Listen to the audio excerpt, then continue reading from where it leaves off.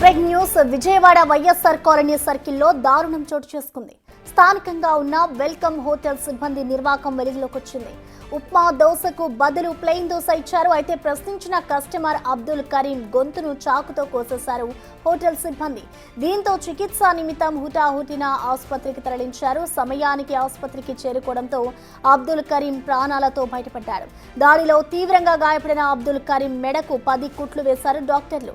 ఇక హోటల్ సిబ్బంది అబ్దుల్ కరీం మధ్య జరిగిన వాగ్వాదం దృశ్యాలు హోటల్లోని సీసీ కెమెరాలో రికార్డయ్యాయి. నిందితులపై కఠిన చర్యలు తీసుకోవాలని బాధితులు అబ్దుల్ కరీం కుటుంబ సభ్యులు డిమాండ్ చేస్తున్నారు. ఇటు దాడికి సంబంధించిన ఘటన ఆలస్యంగా వెలుగులోకి వచ్చింది.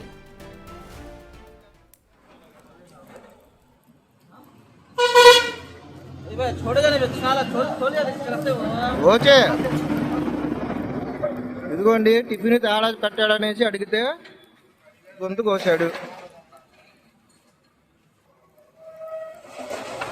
తమ్ముడు కొద్దిగా కొట్టుతాయమ్మా. క్లాత్ కాడు మహల్లు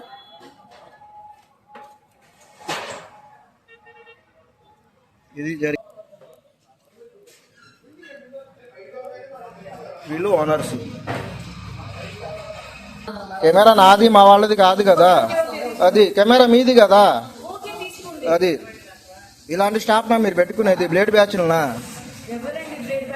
కోసాడు కదా, మాట మాట వస్తే ఏం చేస్తారు? ఏది ఏది కత్తితో పొడిచిన తర్వాత చెప్తారా? ప్రశ్నించిన మాత్రాన గొంతు కొయ్యడం ఏంటని బాధితులు ఆగ్రహం వ్యక్తం చేస్తున్నారు. నిందితులపై చర్యలు తీసుకోవాల్సిందే అంటున్నారు. ఇక ఇదే అంశంపై మరింత సమాచారం మా ప్రతినిధి నరసింహ అందిస్తారు.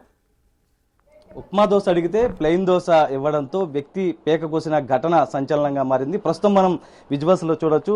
ఇన్నర్ రింగ్ రోడ్ లో ఉన్నటువంటి వెల్కమ్ హోటల్లో ఈ వ్యక్తి ప్రస్తుతం ఉప్మా దోశ ఆర్డర్ చేయడం జరిగింది. అయితే ప్లెయిన్ దోశ ఇవ్వడంతో తిరిగి వెళ్లి ప్రశ్నించినందుకు హోటల్ నిర్వాహకులు మొత్తం కూడా వ్యక్తి మీద దాడి చేసి ప్రస్తుతం మనం విజువల్స్ లో చూడొచ్చు. పేక కోసినటువంటి విజువల్స్ లో కూడా దాదాపు 10 కుట్లు పడినటువంటి పరిస్థితి. ప్రస్తుతం మనతో మాట్లాడేందుకు బాధితుడు ఉన్నాడు. అసలు ఏం జరిగింది చెప్పు. నేను వెల్కమ్ హోటల్ దగ్గరికి వెళ్ళాను సార్. వెళ్ళిన తర్వాత 9:30కి నేను ఆర్డర్ ఇచ్చాను. 9:35 ఆర్డర్ నాకు ఇచ్చారు. తిరిగి నేను ఇంటికి వచ్చా.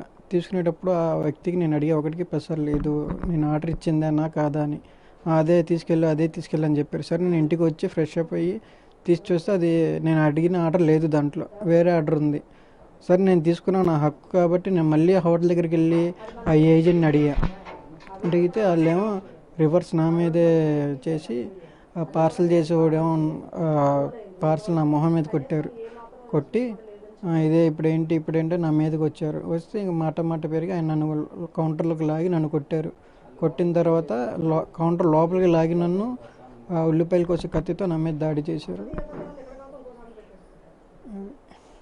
పోలీసులకి ఏమైనా ఫిర్యాదు చేశారు? పోలీసులు ఫిర్యాదు చేశాం సార్, ఇప్పటికీ రెస్పాన్స్ అవ్వలేదు. శనివారం నైట్ కంప్లైంట్ ఇచ్చాం, ఆదివారం మొత్తం అక్కడే ఉన్నాము, ఇప్పటికి రెస్పాన్స్ అవ్వలేదు. ఇప్పటికి కూడా రెస్పాన్స్ అవ్వలేదు. నిన్న నైట్ రమ్మన్నారు, నిన్న నైట్ 8ంటికి వెళ్ళాము, రేపు మార్నింగ్ రమ్మన్నారు. మళ్ళీ మార్నింగ్ కాల్ చేస్తేనేమో ఈవినింగ్ చూద్దాంలేండి అంటున్నారు. ఇప్పుడు దాకా నాకు రెస్పాన్స్ అవ్వలేదు. అంటే ఇంకా అక్కడ ఏమైనా ఇంకా మీ పట్ల మొత్తం పేక కోసేంత దాకా వచ్చిందంటే మొత్తం వాళ్ళంతా కూడా ఏకమైంది. దోశకు సంబంధించి ఇష్యూ నడిచిందా? దోశకు సంబంధించి ఇష్యూ నెక్స్ట్ తను జస్ట్ డ్రింక్ చేసి ఉంటారు ఆ పర్సను. ఇంకో పాయింట్ ఏంటంటే ఆ హోటల్కి మేనేజ్మెంట్ సరిగ్గా లేదు. హోటల్ వాళ్ళే ఆ వ్యక్తికి సపోర్ట్ చేసి బండి వేసుకు వెళ్ళిపో, నువ్వు ఇక్కడ నుంచి వెళ్ళిపోమని ఆ కౌంటర్ ఉన్న లేడీస్ అమ్మ చెప్పింది, బండి వేసుకు వెళ్ళిపో నువ్వు ఇక్కడ నుంచి అని చెప్పింది. కొంతమంది పేరెంట్స్ కూడా ప్రస్తుతం ఉన్నారు. అసలు మొత్తం చూస్తున్నా మొత్తం పోలీసులకి ఫిర్యాదు చేశారా? ఏం చెప్తూ ఉన్నారు? ఫిర్యాదు చేశారండి, కానీ ఎవ్వరు పట్టించుకోవట్లేదండి. నాకు ఒక్క పిల్లోడండి. నేను ఒక్క దెబ్బ కూడా వేయకుండా పెంచాను. నేను ఆడికి కలిసి వాడు రక్తం ముద్దయిపోయి ఉంటే ఎవ్వరు పట్టించుకుని ఆ ఎలక హోటల్ ముందు మూసేయాలండి. నా పిల్లోడు బతికే ప్రాణం పోతే ఏంటండి నాకు పరిస్థితి? నాకు ఎవరైనా ఉన్నారు ఒక్క పిల్లోడు? మీరు సాక్ష్యం తీసుకోవాలండి. ఇప్పుడు నాకు పిల్లాడు ఇప్పుడు ఆ పరిస్థితిలో పడుకున్నాడు. మాకు హాస్పిటల్ తీసుకెళ్ళే దిక్కు కూడా లేదు. నాకు భర్త లేడండి. ముందు నా భర్త చనిపోయి 6 నెలలు.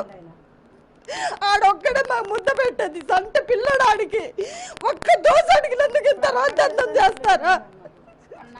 ఇవాళ మేమయ్యాం, రేపు ఇంకొకళ్ళు అవుతారు. హోటల్కి వెళ్ళి దోశ దిగుతాడు, ప్రాణం తీస్తారా? ఒకవేళ పోలీసులు ఏమన్నా వచ్చారమ్మా అసలు ఏమన్నా? వచ్చారండి, స్టేట్మెంట్ తీసుకొని వెళ్ళారు. కానీ అక్కడ గంటకోసారి మధ్యాహ్నం రండి, సాయంత్రం రండి అని 3 రోజులు మట్టి గడుపుతున్నారండి. ఆ పిల్లోడు కూర్చొని మాట్లాడే శక్తి కూడా ఆడ దగ్గర లేదు. ఇప్పుడు నేను హాస్పిటల్ తీసుకెళ్లాలంటే నా దగ్గర రూపాయి బిళ్ళ కూడా లేదు. ఇప్పుడు నా పరిస్థితి ఏంటో చెప్పండి. మీరు చెప్పండి అమ్మా. వాళ్ళు రెస్పెక్ట్ తీసుకోవాలి కదా. ఆ పిల్లోడు చిన్నప్పటి కాడి నుంచి చాలా ఎదుగా పెరిగారు. ఇప్పుడు వాళ్ళ కుటుంబానికి ఆధారం ఆ పిల్లోడే. అల్లరి చేసి వాడకట్లో వాళ్ళు ఎవరినైనా అడగండి. ఆ పిల్లోడు అల్లరి చిల్లరగా తిరిగేవాడు కాదు, ఏమీ కాదు. చంటి పిల్లడితో ఉన్నారు. వాళ్ళు భార్య బెదగోనండి ఎలాగొందో చూడండి, తన భార్య బిడ్డ ఎలాగొన్నారు. ఆ రోజు హోటల్ కాడికి వెళ్ళటం మాట వాస్తవమే. అట్టు తీసుకొచ్చి ఉల్లిపాయ లేదనని మీరు సీసీ కెమెరాలో కూడా చూడండి, చూసే న్యాయం చేయండి. ఎందుకంటే వాళ్ళ కుటుంబానికి ఆ బిడ్డ ఆధారం. ఇప్పుడు ఆ పిల్లడి పరిస్థితి బాగోలేదు అంటున్నారు. ఏమైపోతారని వీళ్ళందరూ ఆంధ్రజ్యోతి చుట్టుపక్కల మేమందరం కూడా మేము చూస్తున్నాం. మేము ఆ పిల్లోని అందరిని ఎరిగిన వాళ్ళం కాబట్టి మేము చెప్తున్నామండి. అట్టుగురుండి వెళ్ళినందుకు అలా చేస్తే రౌడీ ముఠాన్ని నడుపుతున్నారా వాటిల్లోనూ? దాని గురించి మీరు కొద్దిగా చర్య తీసుకోండి. అంతకన్నా ఆ పిల్లలకి ఆ కుటుంబానికి న్యాయం జరిగేలా చేయండి, ఇంకొకరు చేయకోకుండా. ప్రస్తుతం ఏదైతే వ్యక్తికి సంబంధించినటువంటి ఆ భార్య పిల్లలతో పాటు ఉన్నారో ఇంటికి వచ్చిన తర్వాత దోశకి సంబంధించి చెప్పారు, దోశ తీసుకొస్తానని చెప్పి తర్వాత పేకొచ్చిన తర్వాత అసలు ఏం జరిగింది, ఏం చెప్పారు?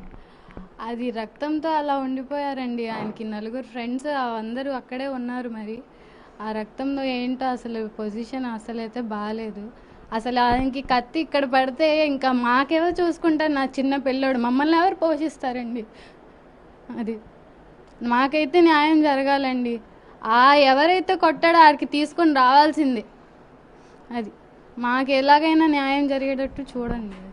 అయితే వీళ్ళంతా కోరుతుంది కూడా ఒకటి, ఏదైతే హోటల్ నిర్వాహకుల పైన కేసులు పెట్టాలి, అరెస్టు చేయాలంటే కూడా డిమాండ్ చేస్తున్నటువంటి పరిస్థితి కనిపిస్తుంది. సుబ్రహ్మణ్యంతో నరసింహ, బిగ్ టీవీ, విజయవాడ.